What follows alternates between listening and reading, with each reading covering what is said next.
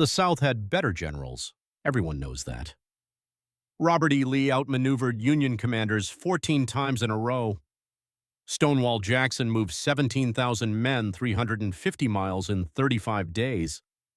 On foot, Confederate soldiers were fighting on home soil, motivated, experienced, led by military genius.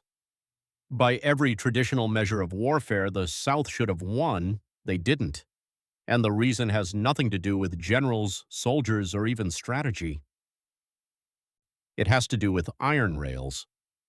In 1861, the United States had 30,000 miles of railroad track.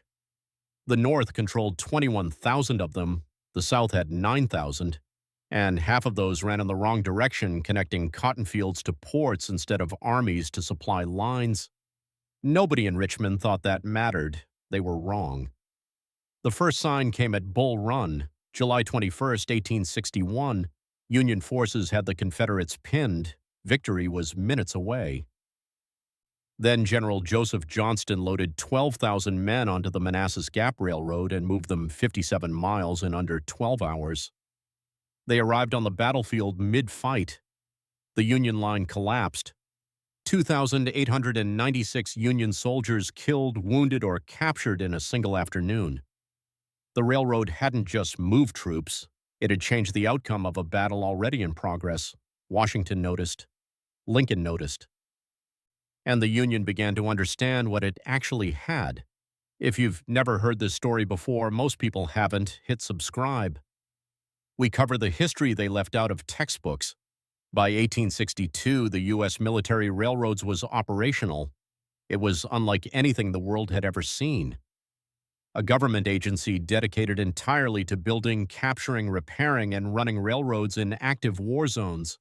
At its peak, it operated 2,105 miles of track and 419 locomotives. It employed 24,964 men, not soldiers, railroad men, engineers, mechanics, laborers who could rebuild a destroyed bridge in 14 hours while enemy snipers fired from the tree line.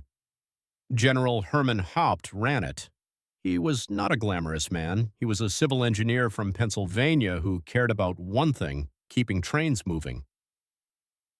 Lincoln called him a genius. He was. When Confederate raiders destroyed the 414-foot Potomac Creek Bridge, 80 feet high, built on impossible terrain, Haupt rebuilt it in 9 working days using nothing but green timber and unskilled labor. Lincoln rode out to see it. He said it looked like a man had built a railroad bridge out of bean poles and corn stalks. It held 10 trains a day. The South couldn't do this. When Confederate raiders destroyed Union track, the U.S.-based military railroads repaired it within days. When Confederate track was destroyed, it stayed destroyed. The South had no industrial base to replace iron rails, no government agency to coordinate repairs, no pool of trained railroad workers. By 1863, Confederate trains were running at 10 miles per hour on crumbling track. Northern trains ran at 25. Sherman understood this better than anyone. In 1864, he put 100,000 men and 35,000 animals in motion toward Atlanta. His entire supply line, food, ammunition, medicine, artillery shells, ran through a single railroad track stretching 473 miles back to Louisville, Kentucky. One track, constantly under Confederate attack. Haupt's men repaired it so fast that Confederate General Joseph Johnston reportedly said destroying the Western and Atlantic Railroad was pointless. The Union fixed it faster than it could be torn apart. Sherman's men developed a technique for destroying Confederate track that the South could never answer. They called it Sherman's neckties. Soldiers would pull up rails, heat them over fires made from the wooden ties, then wrap the softened iron around tree trunks. Rails bent into neckties couldn't be straightened and reused.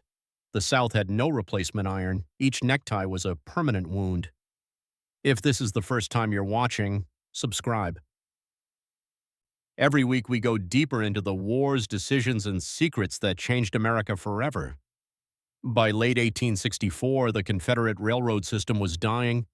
Locomotives broke down with no spare parts to fix them. track rotted with no replacement ties. Skilled railroad workers had been conscripted into the infantry. Men who knew how to run trains were now dying in trenches.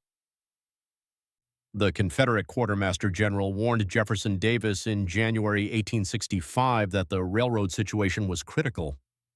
Davis had no answer. On April 2, 1865, Phil Sheridan's cavalry captured the South Side Railroad, Robert E. Lee's last functioning supply line into Petersburg. Lee had no choice. He abandoned the city, abandoned Richmond. And 9 days later at Appomattox Courthouse, he surrendered. The last act of the U.S. military railroads was quiet and unsung. They loaded Abraham Lincoln's body onto a funeral train and sent it from Washington to Springfield, Illinois. 1,654 miles, 13 cities, 7 days. The same iron network that won the war carried its president home. The generals get the monuments, the railroads won the war.